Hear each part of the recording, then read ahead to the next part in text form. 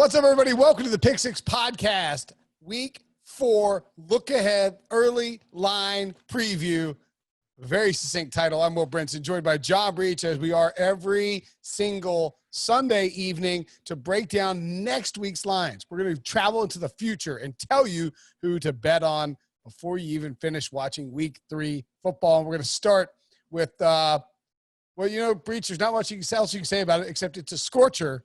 The Broncos at the Jets on Thursday Night Football. Denver -2.5. The over-under is 40. I said we wouldn't complain about football games in 2020, so I won't. But if there was one to complain about, it would be this one. Brinson, I am not going to complain, but, I have a few extra Spanish language soap operas on my DVR. I might be watching those during the first half of this game, and then I'll tune in for the second half to see if it's going to turn into the disaster that we all think it's going to turn into.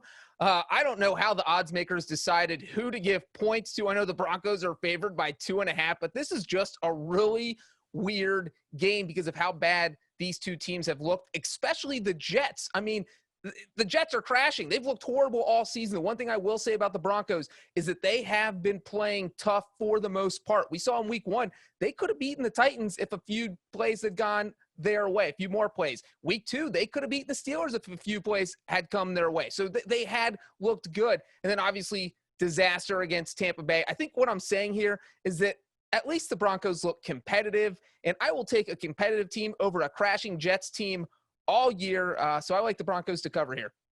Yeah, the Jets are impossible to bet on right now. They are 0-3 against the spread, one of 4 teams to be winless against the spread so far this season. They are trotting out, presumably, a group of wide receivers that will feature prominently Braxton Berrios, who was Sam Darnold's number 1 target. Look, the Colts are a lot better than the Broncos, and they curb stomped the Jets.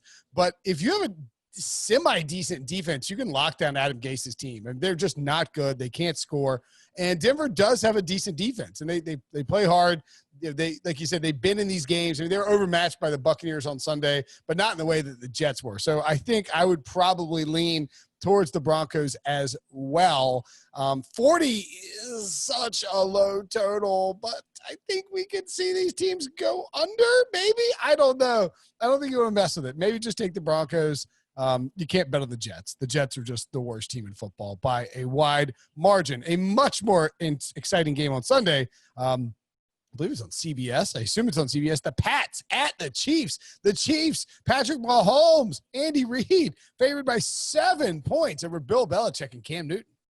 Brinson, I got a fun fact for you. Bill Belichick has been an underdog of 7 or more points 11 times in his career. The Patriots are 9-2 against the spread in those games. And so that tells you that there's a reason the Patriots are rarely 7-point underdogs, because they're always better than anyone. And if they're not, it was 2016 when Belichick went out there with Jimmy Garoppolo, Jacoby Brissett. They were still covering spreads even when Tom Brady wasn't out there, because Belichick is a coaching genius. That being said, I don't know how they're going to slow down the Chiefs. I don't think the Patriots offense has the firepower to keep up with Kansas City. I don't think their defense has the manpower to slow down Kansas City. And I don't see how the Chiefs don't win this game by double digits. So let me repeat this. I hate betting against the Patriots, especially when they're a 7-point underdog. But I just feel like this one feels like Kansas City all the way. Take the 7 points now. Go ahead and take the 7 points. I will take the 7 points. You want to take the 7 points. And the reason why you take it now is because we recorded this on Sunday night. The Chiefs and the Ravens haven't played yet. Now, if the Chiefs beat the Ravens, this line's not going to go to 10. No, it won't move. It'll just sit at 7. If the Ravens beat the Chiefs and the Ravens cover, which is there's like 4.5-point favorites or 3.5-point favorites. If that happens, this line might get down to like 5.5. So I think if you want to take the Patriots, you need to go ahead and take that 7. I will also absolutely take the Pats plus 7. I mean, I don't feel good betting against Patrick Mahomes, but I'm not betting against Bill Belichick getting 7 points. That is an absurd number for the greatest coach in professional football history. No total assigned to this one yet. That's probably because the Chiefs haven't played and they don't want to hang a total like 55 and then Patrick Mahomes tweaks his ankle and then they have to yank it off the board because they don't know what's going to happen. But I would expect this is a fairly high total, given that the Patriots in the last 2 weeks, we've seen them go over their total of 47 at least against the Seahawks and against the Raiders, although they handled the Raiders with fairly easy fashion on Sunday. The Steelers and the Titans, both teams. No, excuse me. The Titans are 3-0 against the spread. No, the Titans are 3-0 straight up and 0-3 against the spread somehow, which is kind of incredible. The Steelers also 3-0. This game's in Tennessee. Steelers at Titans, and the Titans are favored by 1 with an over/under of 47.5. What do you think, Breech? I think that's the odds makers laughing at us by making the Titans a 1-point favorite. They're like, look, if they're going to win, they're going to cover this time, or they're going to push. We're not dealing with any more of this, them not covering. Because, look, the Titans are the most perplexing team to bet on, because even if you were confident that they're going to win the game and you bet on them every single week, you've lost every single bet, even though they've won. I mean, the fact that they couldn't cover a 2.5-point spread in Minnesota, but still won the game is pretty crazy to me. And so this is the one game where I do think I feel comfortable betting the Tennessee Titans. I feel like the Pittsburgh Steelers, and the defense hasn't looked as sharp as it did last year. That doesn't mean they're not good. Still a fantastic defense. And I think the Titans offense, it hasn't missed a beat. We thought some offenses might slow down from not having all these practices in August, not having an off season. But Ryan Tannehill somehow looked as good as he did last year. Nobody can tackle Derrick Henry. Nobody's figured out how to do that. And you know what? I think this is going to be a close 2 or 3 point game. And if the Titans didn't have a kicker, I would take the Steelers, but they now have a kicker who can make field goals, as we saw on Sunday when Stephen Gostkowski hit 6 of them. So I am going to take Tennessee. Hey, credit to Mike Vrabel for sticking with Stephen Gostkowski after that disastrous Week 1 performance. Because if he misses that, the final field goal at the end, maybe he cuts him, or maybe they move on. They rolled with him, and ultimately, it worked out. It's worked out pretty well for him. I think I will take Titans as well too. The Steelers have not. I don't think the Steelers have really beaten anybody that is that great. But the poor Texans, 0-3 now, having played the Chiefs, Ravens, and Steelers. That's tough. But I just don't think that Pittsburgh has necessarily looked that sharp. I think I'd probably lean towards the over here, actually, 47.5.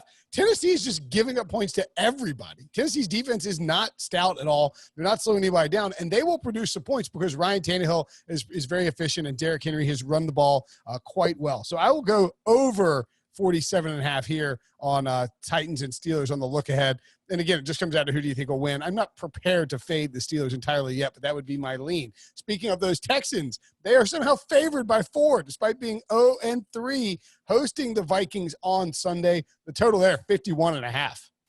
Yeah, I think this is a little weird. We have 2 teams that were supposed to be playoff contenders, and now all of a sudden they've turned into total disasters. Now, the one thing I will say about the Houston Texans is I feel like if any team played their schedule, that team would be 0-3. No one really expected the Texans not to be 0-3. They opened up against the Chiefs. Then they had to play the Ravens. Now they had to play the Steelers. Guess how many losses those 3 teams have combined for? 0. And obviously either the Ravens or Chiefs will lose on Monday night unless they tie.